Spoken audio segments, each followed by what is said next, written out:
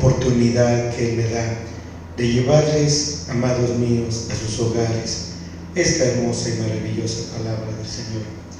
Doy gracias a Dios por ello y pues estamos aquí ya listos para poder transmitir a ustedes este maravilloso mensaje de nuestro bendito Señor y Salvador Jesucristo. Bueno, esperemos que tengan ustedes un buen momento para recibir esta palabra. Estoy únicamente tratando de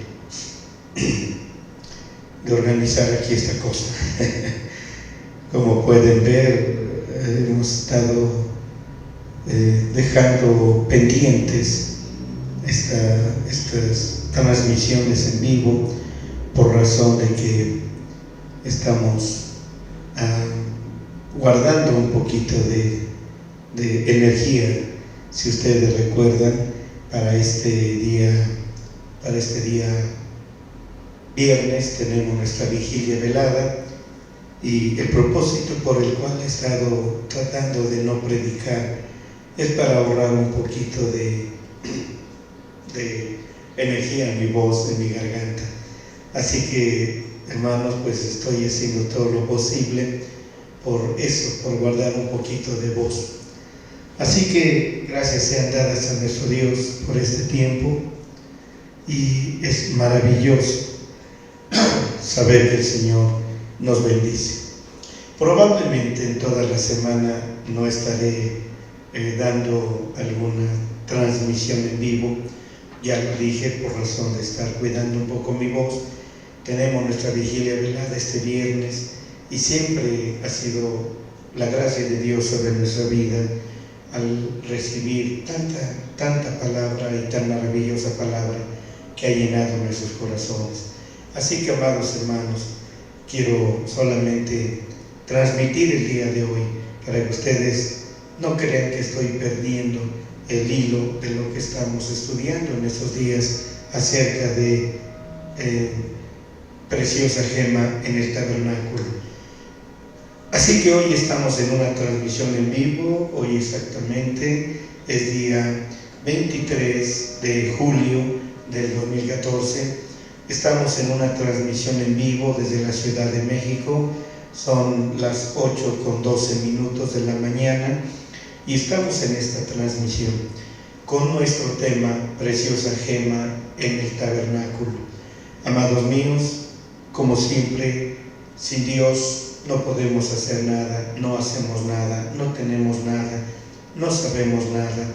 Lo necesitamos a Él en todas nuestras facetas de nuestra vida. Así que, amados míos, yo los invito, oremos a nuestro Dios. Precioso Dios y Padre eterno, Príncipe de paz, venimos delante de ti, mi Señor Dios, para honrarte, para glorificarte, para darte a ti, Señor Dios, todo honor, toda honra y toda gloria, para buscar tu rostro, Señor, en esta hermosa hora. Y, Padre Dios, yo te ruego, Padre misericordioso, que tú bendigas la vida de nuestros amados hermanos que a través de esta página de internet se honran en sus hogares al recibir, Señor, esta palabra, este mensaje. Te suplico, mi Dios, que tú bendigas abundantemente la vida de cada uno de nuestros amados hermanos. Y aun cuando ellos lleguen a mirar en forma diferida, Padre, yo te suplico, yo te ruego, que la unción de tu palabra, el Espíritu Santo de tu palabra, venga y se pose sobre este mensaje. De tal manera, Padre Dios, que no importa cuánto tiempo transcurra en que se haya transmitido y haya quedado grabado este estudio, yo te ruego, Padre Dios, que cada persona que lo visite, Señor, reciban el impacto, el proyecto de tu palabra.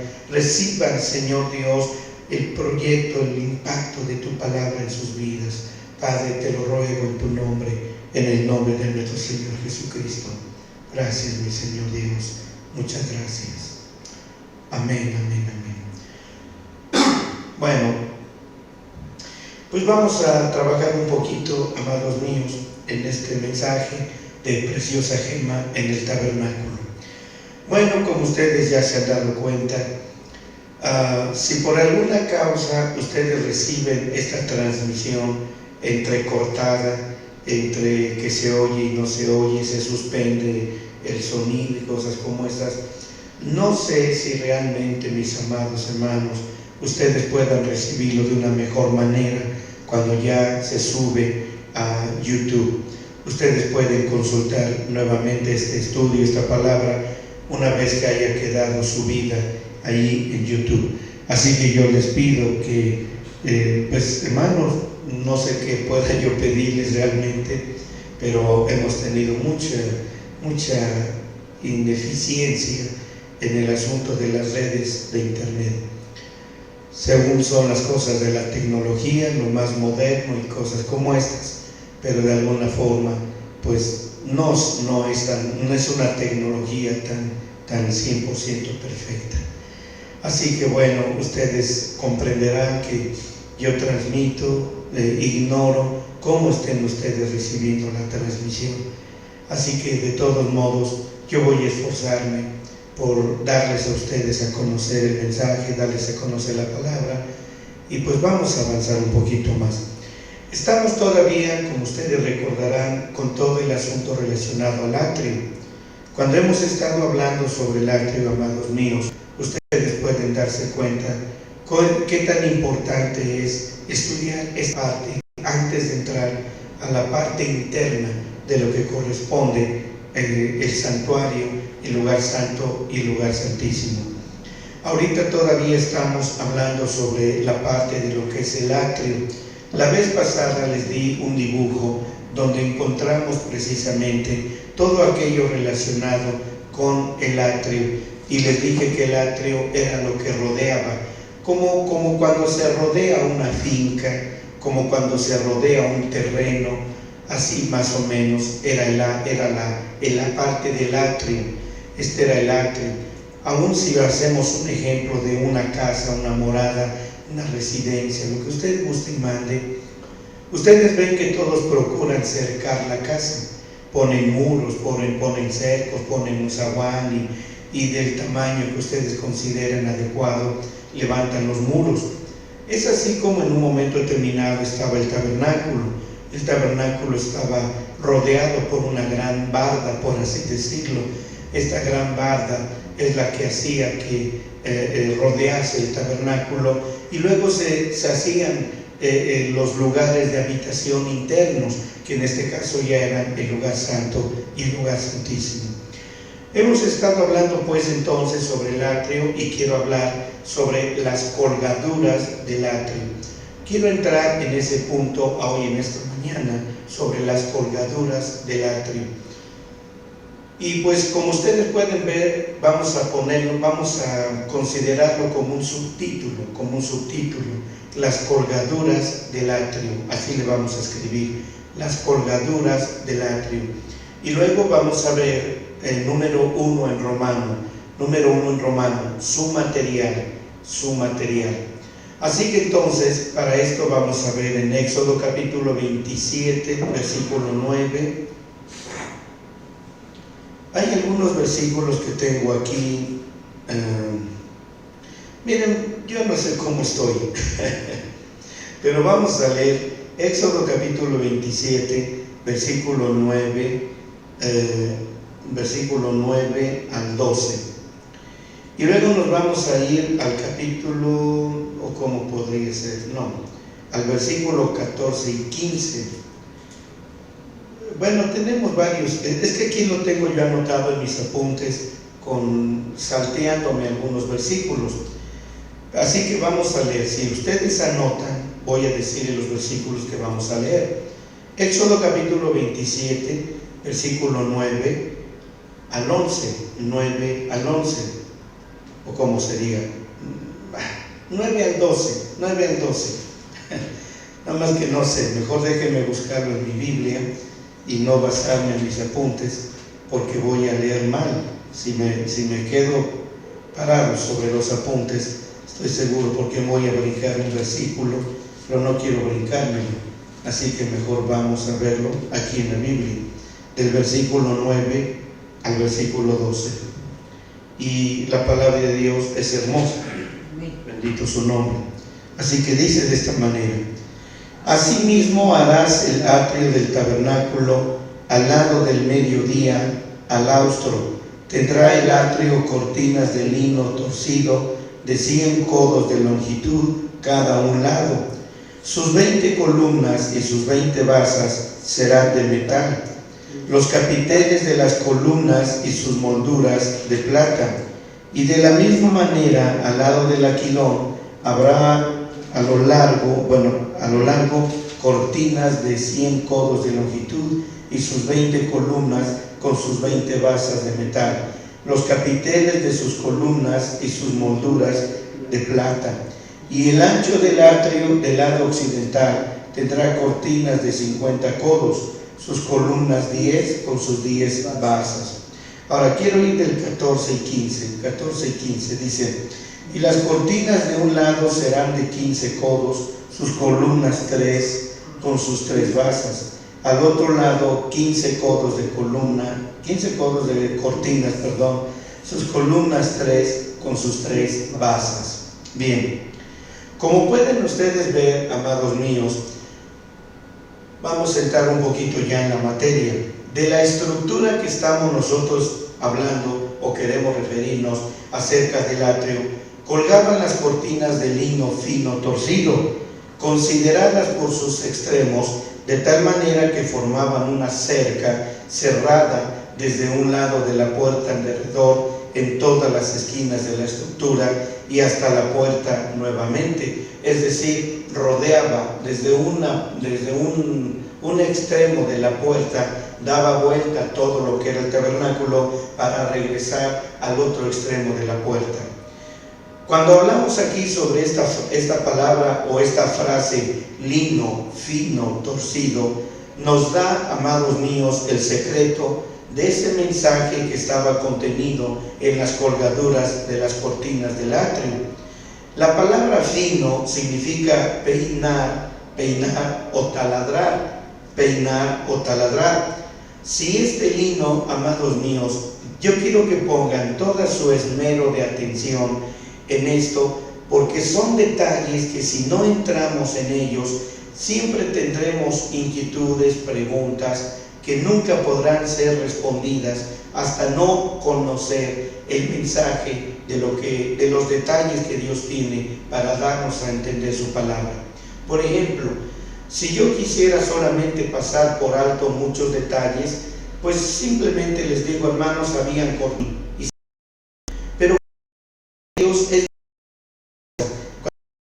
Dios nos dio torcido, lino fino torcido, quiere decir que nuestra responsabilidad, amados míos, es investigar por qué razón, por qué el Señor se tomó toda esa delicadeza de estar mencionando las cosas palmo a palmo para que nosotros lo leyéramos, no nada más por leerlo, sino porque había entonces ahí el contenido de muchos misterios. Por ejemplo, les estoy diciendo que la palabra fino significa peinar o taladrar. Y déjenme decirles, amados, antes de poder entrar en el detalle, si este lino iba a predicar un mensaje de la imagen de Cristo, miren qué sorprendente, Estoy diciéndoles que ya desde cuando la gente en el desierto miraba el tabernáculo a lo lejos o se acercara a verlo, ya desde las cortinas que habían, desde las colgaduras del atrio con estas cortinas de lino fino y torcido, ya estaba dando un mensaje. Amados míos, cualquiera que no pudiera comprender la razón de esas cortinas que estaban en alrededor del tabernáculo, que no supieran por ignorancia, porque nunca iban a poder discernir o comprender qué mensaje había con ello. Miren, para poder expresarme a manera de que ustedes me entiendan, déjenme decirles algunas cosas. Por ejemplo, quiero hablar algo que a lo mejor nada más sea ocurrente. Por decir, vamos a suponer que yo voy por la calle y veo una barda.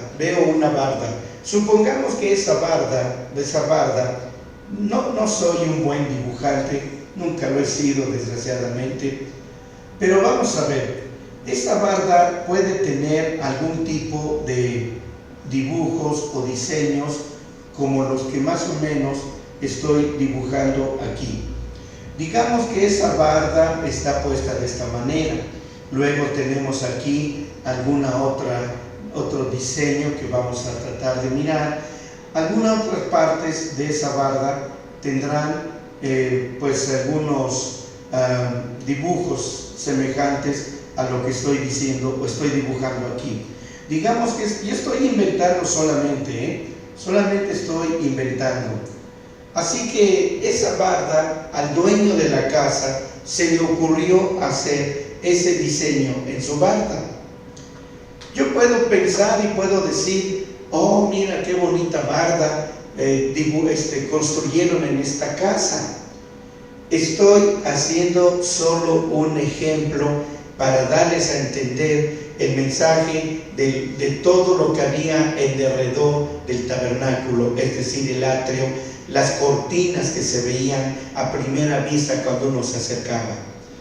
Entonces resulta que yo le digo, por ejemplo, a una persona, ¿sabe que yo vi una barda en tal colonia, en tal calle, y bla, bla, bla? Y yo me gustaría que usted vaya y vea cómo está esa barda, porque exactamente así yo quiero esa barda. Para no entrar en detalles en mi ejemplo y no dejarlos con una impresión incomprendida, miren, vamos a pensar, a lo mejor esa persona a la que estoy mandando para que vaya a ver esa barda, venga y me diga, oiga señor, ¿y usted sabe realmente el origen del por qué construyeron esa barda con esos diseños y dibujos u obeliscos o lo que sea? Digo, pues no señor, a mí me gustó porque la vi bonita. Bueno, mire, yo no sé si usted vaya a quererme, va a decir aquella persona. Yo he estudiado un poquito algunas materias, pero veo que esa barda está llena de simbolismos esotéricos. Ah, caray, me quedo pensando, ¿cómo? Sí, desde las partes de arriba forman unos triángulos entrelazados. Luego, en la parte donde ve usted esta línea, usted puede ver que esa franja o esa barra, ya vio que está pintada exactamente de negro. Bueno, creo que sí me acuerdo. Bueno, eso significa esto y aquello. Además, los demás de abajo, los triángulos con los círculos, representan esto y aquello y lo otro. Yo estoy inventando para darles a entender. Entonces, ¿qué pasa? La persona que mandó, el dueño de esa construcción o de esa finca, mandó construir aquello con el propósito de dar a conocer en qué está creyendo él, a qué se dedica en cuanto a religión y cosas como estas. Así que de alguna manera, no sé si este ejemplo que yo estoy dando les quede a ustedes entendido. Así que ahora vamos a ver, si ya quedó entendido, ¿verdad? A ver, mi hermanita Normita y mi hermanita Mireya, si ya quedó entendido, voy a borrar esto y luego voy a volver a poner, a dibujarles a ustedes nuevamente lo que la vez pasada, que me parece que fue el viernes, si mal no recuerdo, pues ustedes van a ver. Vamos a dibujar nuevamente. Voy a tratar de hacerlo de esta manera, como lo hice la vez pasada, y aquí estamos hablando de que esto representa una parte, ya sea del lado norte o del lado sur del tabernáculo. Piensen en el lado norte o en el lado sur o en el lado occidente, menos en el oriente, porque en el oriente estaba la puerta. Ahorita de cualquier manera no voy a hacer un dibujo muy elocuente. Aquí estoy hablando de las columnas. Aquí estamos viendo las columnas. Aquí estamos viendo. ¿Se acuerdan ustedes que yo les dije la vez pasada que estas columnas daban también un mensaje? Así que para reducir mi tiempo y todo esto, dice la palabra de Dios que las cortinas que estaban aquí, voy a escribirlo aquí arriba, eran de lino fino, torcido. Entonces, desde que ustedes pueden ver todo esto, mis amados hermanos, desde que ustedes pueden ver este diseño o pequeño dibujo insignificante, esto ya nos lleva a aprender un mensaje totalmente maravilloso. Por ejemplo, estoy hablando sobre la palabra que en este caso dijimos fino. Vamos a verlo, lo voy a subrayar aquí. La palabra fino. ¿Qué dijimos que significa? Peinar o taladrar.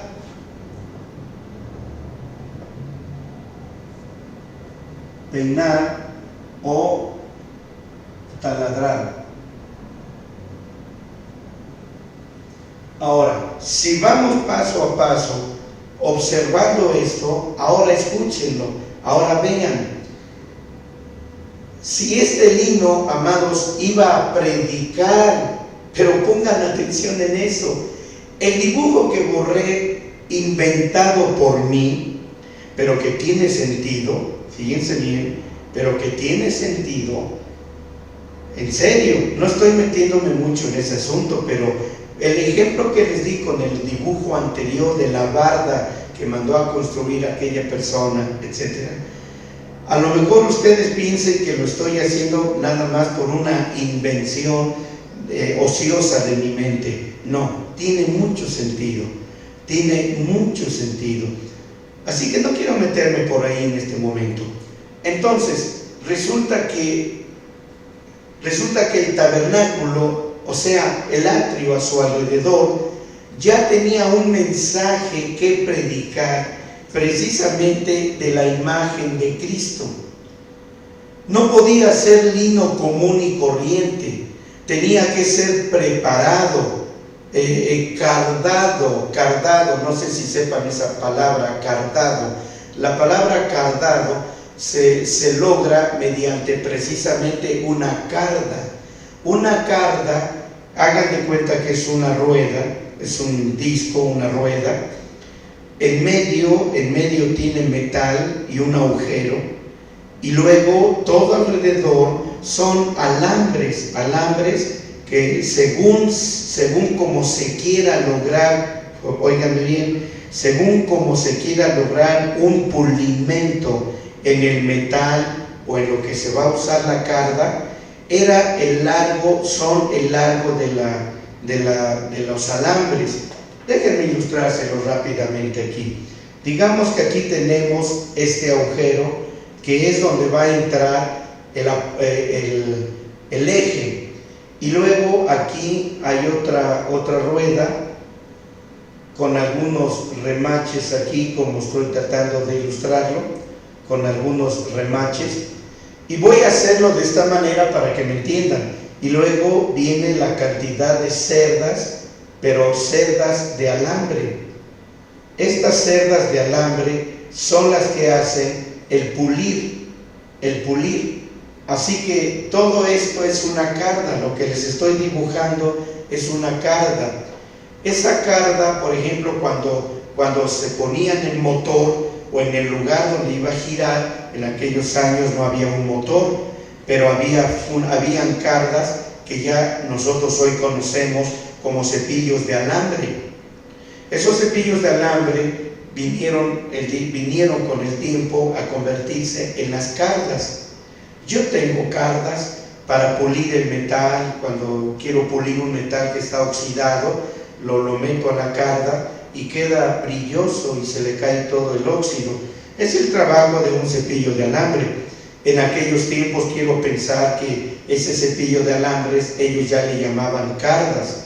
Entonces ponían la tela y le daban con el cepillo de alambres, voy a usar ese término, y al estar dándole, entre más le daban con la carda a la tela de lino fino, esta tela se hacía más, fina, se hacía más fina. Pero déjenme decirles, y ahorita ustedes lo van a escuchar de otra manera, me adelanto a decirles, en un sentido, esa carda o ese cepillo de alambres son y representa el sufrimiento, representa el sufrir, la agonía, representa las pruebas, las luchas, las tribulaciones por las cuales Dios nos hace pasar. Y entre más Dios nos hace pasar por la carga que representa las pruebas, las luchas, las tribulaciones, la enfermedad, el sufrimiento, la agonía, entre más Dios nos hace pasar por la carga, más finos somos delante de Dios. Por ejemplo, este mensaje que tenía las cortinas en el atrio nos hablan perfectamente de lo que está escrito en Isaías capítulo 53, por decir algunos versículos sueltos. Varón de dolores, experimentado en quebranto. Oigan eso, varón de dolores, experimentado en quebranto. ¿Qué quiere decir? Lo voy a parafrasear en el término que estamos ahorita utilizando. Varón de dolores, experimentado por la carga del sufrimiento, del dolor, de la prueba, de todo aquello, de la enfermedad, la pobreza, la tristeza, la agonía, la aflicción. El Señor Jesucristo pasó por esta carga del sufrimiento, de la agonía. ¿Para qué? ¿A fin de qué cosa? A fin de ser probado. Y una vez que fue probado y fue experimentado en el quebranto, entonces fue un excelente candidato para que Dios lo enviara al mundo para ser Él el Redentor del mundo. Bendito su santo nombre. Aleluya. ¿Cuántas veces, amados míos, nosotros como cristianos, se puede decir, en medio de nuestra ignorancia, en medio de ese momento en que ignoramos el motivo, la razón, el propósito del dolor, del sufrimiento, de la agonía y cosas como estas, nos tornamos en unos verdaderos rechazadores y, por qué no, odiadores del dolor, del sufrimiento, de la agonía, del quebrantamiento, de la enfermedad, de la pobreza, de la desnudez, del abandono y cosas como estas. Sin ponernos a pensar nunca, amados míos, que todas estas cosas que acabo de mencionar siempre serán útiles delante de Dios para poder afinarnos, para poder pulirnos, para poder sacar la mejor brillantez, para que con esa carga se quiten las escoriaciones, se quite todas estas malformaciones de nuestro cuerpo, por decirlo así, hasta que puede Dios entonces ponernos en sus manos y contemplarnos como una obra de arte bien pulida, bien brillante, bien acabada, bien terminada, y Dios pueda de esta manera mirar que a final de cuentas esa carga cumplió con su cometido en nuestras propias vidas. Bendito su santo nombre. Así que, como pueden darse cuenta, mis amados hermanos, esa es la carga de las pruebas. Por eso el lino que se usaba en el atrio, el lino, entre más era pasado por el cepillo de alambres o la carga, esa tela se hacía cada día más fina. Así que ahora fíjense, ya desde que una persona veía por el lado exterior las cortinas que estaban dividiendo el lugar santo y el lugar santísimo, ellos ya recibían un mensaje. Cualquiera que se metía, por así decirlo, cualquiera que entraba o que quería entrar al tabernáculo, entonces estas personas ya recibían un mensaje. No había engaño, amados míos. No había un engaño de a qué entrabas ¿O cuál era la forma en que tú, cuál era la manera, o cuál era más bien, mejor dicho, el recibimiento que el Señor te iba a dar para entrar a sus aposentos? Déjenme mostrárselos así. Si lo he dejado claro, si lo estoy dejando claro, les hago una pregunta. Yo sé que ustedes están allá detrás de la cámara, allá en internet, pero de todas maneras les hago la pregunta. Si dejé claro el asunto, estas cortinas ya habían pasado por la carda. Recuerden que estoy dibujando aquí una carda. Esta carda hay de varios tamaños. Cuando usted va a una ferretería y compra una carda, pues le van a decir de qué tamaño. Hay cardas muy pequeñitas que sirven, por ejemplo, para pulir cosas pequeñas, una cuchara de plata que necesita ser pulida, o un pedazo de metal que necesita ser pulido. También las cardas o los alambres van por calibres. Hay calibres que van de delgaditos a más gruesos. Así que todo esto es un mensaje para cada uno de nosotros. De modo que entonces, ya les dije, la tela, el lino, tenía que pasar por la carda. ¿Y para qué? Para que al pasar por la carda o por el cepillo de alambres, entre más se le daba con el cepillo de alambre a la tela era considerada cada día más fina, pero aumentaba, dígase así, el dolor, el sufrimiento causado por los alambres que entraban y jalaban para tallar y tallar la tela hasta convertirla en una finura. Así que, como ya les dije, en términos ya resumidos, estas cortinas nos hablaban de un mensaje. Se los voy a escribir aquí, un mensaje, y lo voy a escribir grande. El mensaje que nos hablaban las cortinas al inicio es dolor. Ustedes han oído conmigo, lo voy a dibujar aquí, la balanza. Voy a dibujar la balanza, donde hablamos del placer y del dolor. Hablamos, en otras palabras, del bien y del mal. Qué tremendo el mensaje que ya desde ahí encontramos. ¿Y saben de qué nos habla el bien y el mal? Nos habla del árbol de la ciencia, del conocimiento del bien y del mal, que representan al Padre, a Jehová Dios. Les he dado infinidades de veces un versículo en el libro de Isaías 45, me parece. Vamos a verlo. Hemos leído conmigo, ustedes conmigo han leído infinidades de veces este capítulo. Déjenme checarlo bien, si es el 45, si es 45, si es. Así es, mi hermanita Normita, así es. Es como si nos cepilláramos hasta tener lo delgado que queremos. Exactamente. Esa es una buena forma de ilustrarlo, hermana Normita. Ahora vamos a ver aquí el versículo, capítulo 45. Nada más voy a ir rápido en el versículo 7. Y aquí en el versículo 7, amados míos, este texto se está refiriendo a una descripción misma de Jehová Dios, como lo dice al principio del versículo 5. Yo Jehová y ninguno más hay. Yo Jehová y ninguno más hay. Y en el versículo 7 sigue describiendo en su naturaleza al Señor Dios.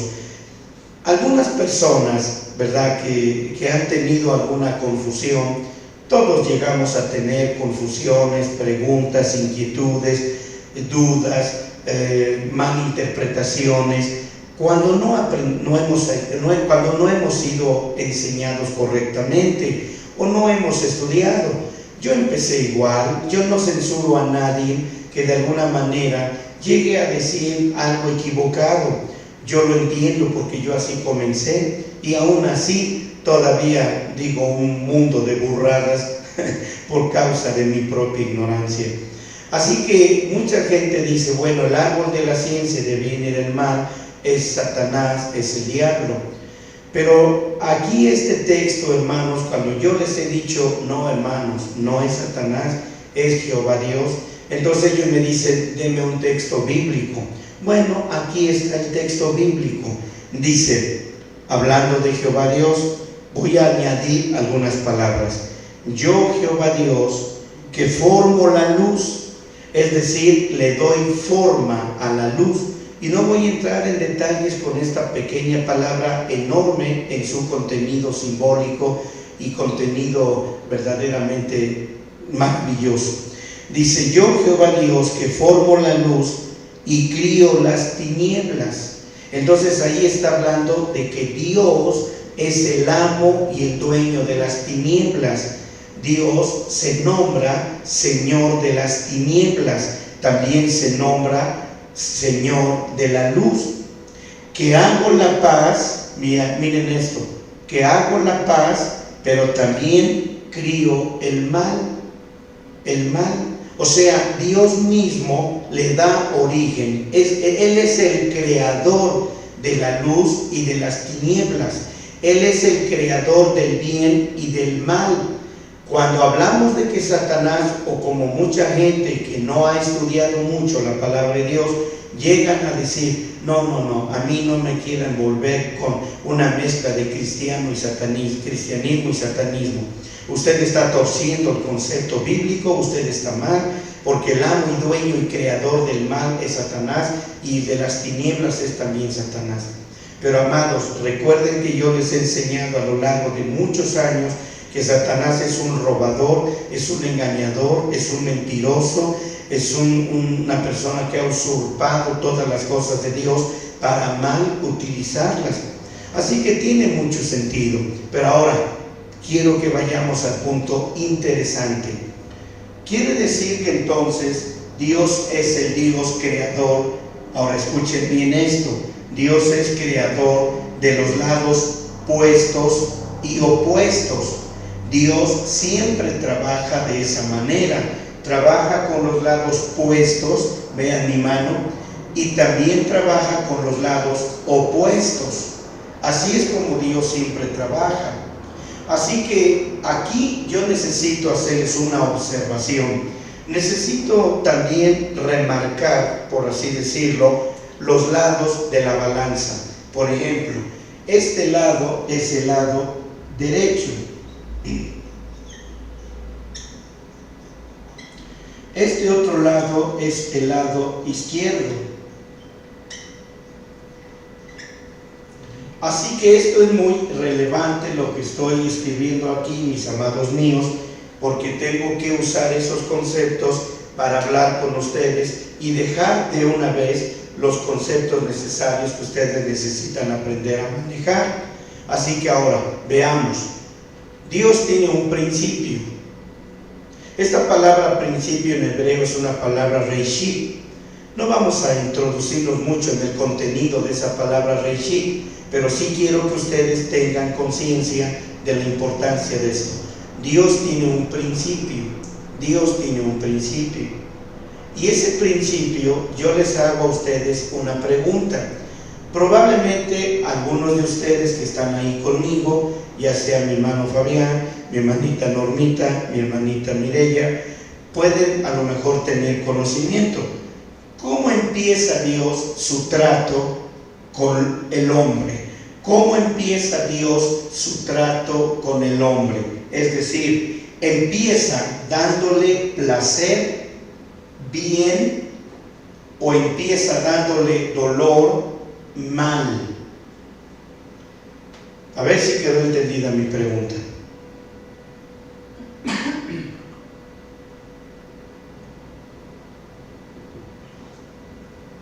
Cuando ustedes vinieron a Cristo y se entregaron a Jesús, ustedes debieron de haber tenido una experiencia. ¿Cuál fue su experiencia en el inicio con Jesucristo? Su experiencia fue de placer, de que todo iba bien, o fue de dolor y fue mal? ¿Cuál fue su experiencia? Bueno, nuestra hermana Mireya dice dolor. Nuestro hermano Fabián dice, empezamos con dolor, con arrepentimiento. Bueno, no entra aquí, bueno, no encaja arrepentimiento, pero en lo que es dolor, sí, está muy bien. Empezamos con dolor. Arrepentimiento viene después, pero el principio es el dolor. Ahora, fíjense bien, de acuerdo a este balance, de acuerdo a esta balanza, déjenme mostrarles. Sí, entramos con dolor. Es decir, la invitación que Jesucristo nos hace es dolor. Dolor causado por muchas situaciones y circunstancias. Número 1, la primera, tenemos que renunciar a todo lo placentero que el diablo, el mundo, Satanás, los placeres nos han brindado durante mucho tiempo. Así que ahí hay el primer dolor. Y el hecho de que el Señor Jesucristo tome, por así decirlo, déjenme usar un nombre de un instrumento o herramienta de trabajo llamado escalpelo. Yo creo que algunos de ustedes conocen lo que es el escalpelo. Escalpelo es una especie de navaja. Hay veces, cuando ese escalpelo ya está muy usado, es como un hombre que se rasura. Si usa un rastrillo para rasurar que ya está muy usado, lejos de causarle una sensación placentera al ir rasurándose, le causa dolor y cortaduras. Y dice, bueno, pues ni modo, tengo que rasurarme, y aunque llegue a la oficina todo como mapa, pues voy a llegar todo tasajeado. ¿Por qué? Porque el escalpelo sí le arrancó, no le rasuró, le arrancó la barba. Entonces el escalpelo sirve para poder arrancar las partes difíciles que no pueden ser arrancadas con una navaja. Entonces se usa el escalpelo y empiezan a arrancar fuertemente todo aquello. Hace un tiempo estaba yo en el hospital, fui a consulta y había un muchacho que metieron a curación, donde el área de curaciones, y yo vi que el muchacho iba con unas muletas y se metió a la parte de curaciones. Para mí no fue extraño, porque yo he estado también ahí en diferentes circunstancias. Pero cuando el muchacho ya estuvo ahí, a los 5 minutos más o menos, empezó a gritar, que yo creo que sus gritos se oían en todo el hospital de casi 8 o 10 pisos. Estoy seguro, sus gritos eran tan desgarradores, tan traumáticos. Yo estaba afuera y sentía que se me llenaba el cuero, y yo le decía a mi esposa, le digo, pero ¿cómo voy a creer que las enfermeras o los médicos, qué le están haciendo? Entonces decía una persona que yo no me di cuenta que venían con el muchacho, y dice, es que él sufrió quemaduras con cohetes pirotécnicos, de estos artefactos pirotécnicos. Dice, y trae la pierna toda quemada, y tienen que quitarle la carne quemada para dejar la carne roja, al rojo vivo, para que vaya cauterizándose o sanando. Y yo decía, no, esa es una crueldad. Le decía yo, ¿cómo puede el doctor o las enfermeras a prestar oídos sordos a los gritos desgarradores del muchacho? Y yo por acá me sentía impotente, decía yo, me da ganas de entrar y aventar a esa enfermera o doctor o lo que haya sido y decirle, tengan misericordia de él, por favor. Fíjense mi historia, es una historia verdadera, pero tiene mucho que ver con todo este asunto de la vida del cristiano. Así que entonces, esto se suscitó por largos periodos de días, haciendo que este muchacho fuera a las curaciones. A mí me admiraba la determinación del muchacho porque sabía que iba al tormento. Pero ahora ese joven yo lo conozco, es vecino de aquí donde yo vivo, y cuando lo veo, su pierna está sana. Ahora lo veo sonriente, jugando fútbol y corriendo con los compañeros y todo aquello. Ahora está en el lado, ¿qué? En el lado del placer. Pero tuvo que pasar por el dolor. Tuvo que pasar por el dolor. El dolor de que le arrancaran esa carne quemada que se estaba pudriendo a fin de descubrir la carne roja que estaba abajo y que la carne ennegrecida estaba contaminando. Y cuando al final, cuando todo aquello fue sanando, hermano, ahora sí ya él podía caminar y correr, ya no necesitaba las muletas. Esto es exactamente igual como Dios hace las cosas, mis hermanos. Cuando entramos por la puerta donde hay también lino, nos habla de ¿qué? Del dolor. Pero ¿qué tal, amados míos?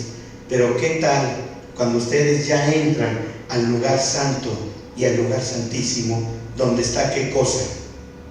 El placer de la hermosa y maravillosa gloria de Dios, envolviéndonos en su gloria inefable, en su gloria maravillosa, en la gloria de su santidad?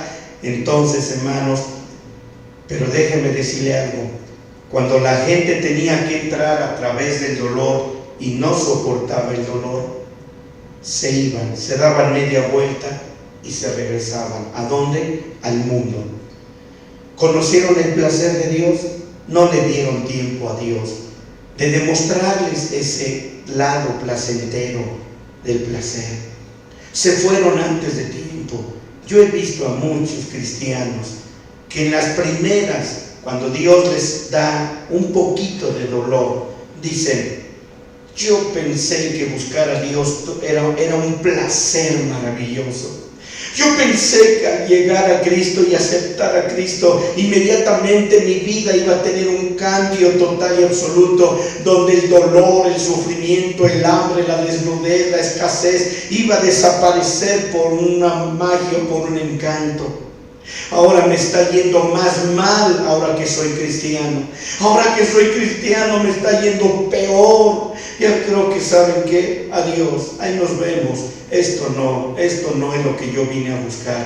Y regresan a sus ídolos, regresan a sus imágenes, regresan a sus vicios, regresan a su pornografía, regresan a toda inmundicia y suciedad.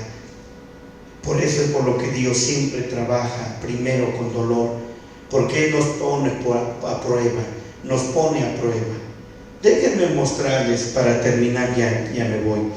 En Mateo capítulo 4, Mateo 4, y hay unas palabras muy, muy hermosas, pero a la vez un poquito complicadas de entender. Alabado sea su santo nombre. En el capítulo 4 de Mateo, versículo 1, Mateo capítulo 4, versículo 1. Vean lo que la palabra de Dios dice de esta manera. Capítulo 4, versículo 1 de Mateo. Entonces Jesús fue llevado del Espíritu al desierto para ser tentado del diablo. Fue llevado para ser tentado. ¿Vieron eso? Fue llevado por el mismo Espíritu de Dios para ser tentado. En otras Biblias, en otras versiones dice para ser probado. Aleluya. Para ser probado. Es decir, hermanos, antes de que Él fuera a la cruz del Calvario, Él ya venía probado, afinado. Por eso la Biblia dice en Isaías 53, varón de dolores, experimentado en quebranto. En otras palabras, fue llevado continuamente a la carga, al cepillo de alambres, para ser probado, a ver si era candidato de ir a la cruz. ¿Ven eso? ¿Ven qué tremendo es esto? Exactamente, mi amada y preciosa hermana Normita, exactamente así es. Más adelante vamos a ver sobre su blancura.